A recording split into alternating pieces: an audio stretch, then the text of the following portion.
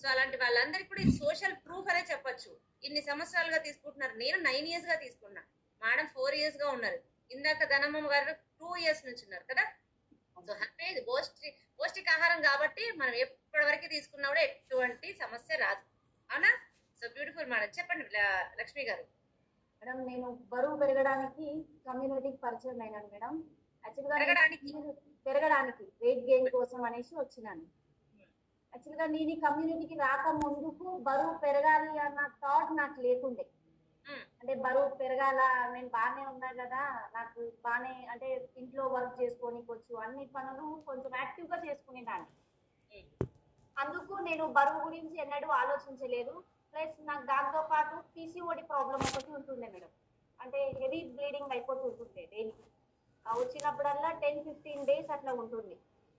అది ఏందనేసి అంటే అప్పటి నుంచి అంటే పెద్దవాళ్ళ నుంచి వెళ్ళి ఉంది కదా, ఇప్పుడు నాకేం సపరేట్ లేదు కదా అనుకొని ఏం చేసిన అనేసి అంటే కంటిన్యూ చేస్తున్నా అట్లనే.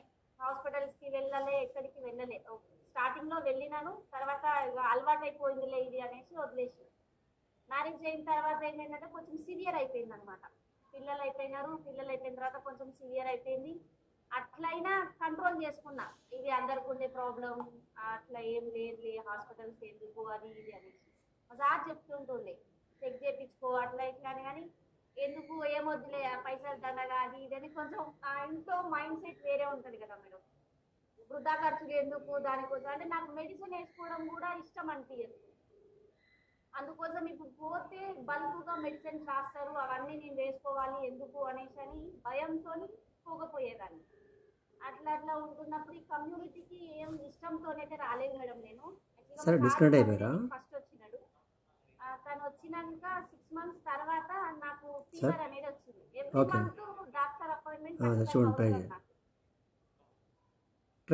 అయితే అపాయింట్మెంట్ తీసుకున్న తీసుకెళ్లేవాడు హాస్పిటల్కి, తీసుకొచ్చేవాడు. ఈ న్యూట్రిషన్ కి తను వచ్చిన తర్వాత 6 months నుంచి రావడం బంద్ చేసింది నాతో. నేనే మా సిస్టర్ని తీసుకొని వెళ్ళడం అనేది జరిగింది.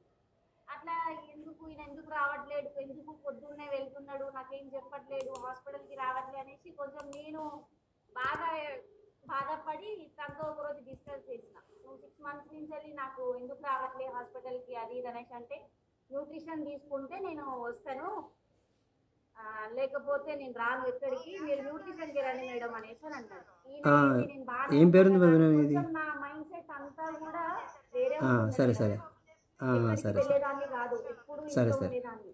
నాకు కనీసం ఒక డ్రెస్ కొనుక్కోవడానికి కూడా వెళ్ళాలంటే బద్దకం, భయం, బయట ఏం మాట్లాడతారో ఏం అడుగుతారో అనేసి కొంచెం భయపడుతూ ఉండేదాన్ని ఎవ్రీడే. అందుకు నేను తనతో ఎక్కడికి వెళ్ళాలన్నా వెళ్ళకపోయేదాన్ని, మా మమ్మీ వస్తేనే వెళ్ళేదాన్ని. టోటల్ గా మైండ్ సెట్ అంతా డిఫరెంట్ గా ఉండింది. ఇప్పుడు ఆ మైండ్ సెట్ ని కూడా మంచిగా కరెక్షన్ లోకి తెచ్చుకున్నారనమాట. తెచ్చుకున్నాను మేడం. ఎట్లా అనేసి అంటే ఇప్పుడు ఇంట్లో ఉండడానికి కొంచెం కష్టం మేడం, బయట టైం స్పెండ్ చేస్తాను అంటే కొంచెం మాట్లాడడం కానీ కొంచెం ధైర్యం పెరిగింది మేడం. నేను బరువు పెరగడంతో పాటు ధైర్యం పెరిగింది, నా మైండ్ సెట్ చేంజ్ చేసుకున్నా, నాకు ఏదైతే ప్రాబ్లం ఉందో ఆ ప్రాబ్లం ని నార్మల్ చేసేసుకున్నా. మేడం బరువు ఎంత పెరిగారు? 11 kgs బరువు పెరిగినాను. సూపర్ మేడం, 11 kilos బరువు పెరిగారు. ఎంత టైం పీరియడ్ లో? 6 months పీరియడ్ లో పెరిగినాను మేడం. 3 months నాకేం రిజల్ట్ రాలేదు అనుకున్నాను, రిజల్ట్ ఏం రావట్లేదు, ఇది ఎందుకు ఇంట్లోనే ఉంటే సరిపోతుంది అనుకున్నాను. కానీ రిజల్ట్ మీదనే ఫోకస్ చేసినా, నా మైండ్ మీద ఫోకస్ చేయలేదు మేడం. ఆ 3 months ఏమైందనేసి అంటే మైండ్ తో పాటు కొంచెం కమ్యూనిటీలో మాట్లాడడం, తిరగడం, ఇవన్నీ చేయడం అనేది స్టార్ట్ చేసిన. అట్లా నాకు బరువు పెరిగిన విషయం కూడా నాకు 6 months తర్వాత నేను మళ్ళీ చెకప్ చేసుకుంటే కానీ తెలియలేదు. మైండ్ సెట్ మారుతుంది కదా, మైండ్ సెట్ అనేసి అట్లనే. అంటే మనం ఇప్పుడు వస్తే కూడా ఫస్ట్ రిజల్ట్ అనేది చూస్తాం కదా మేడం, ఆ రిజల్ట్ చూడడం ఏమైంది అనేసి అంటే నాకు రావడం బంద్ అయిందేమో అనిపించింది. రిజల్ట్ గురించి ఆలోచించలేదు, ఆటోమేటిక్ గా రిజల్ట్ వచ్చేసింది. Super madam, super, fantastic Lakshmi గారు, thank you so much. So ఈ రోజు మైండ్ సెట్ మార్చుకున్నారు, బ్యూటిఫుల్ రిజల్ట్స్ తీసుకుంటున్నారు, very nice. So thank you so much madam for your beautiful inspiration. And next మనకి ఇక్కడ శ్రీకాంత్ సార్ ఉన్నారు. Hi sir, very good evening.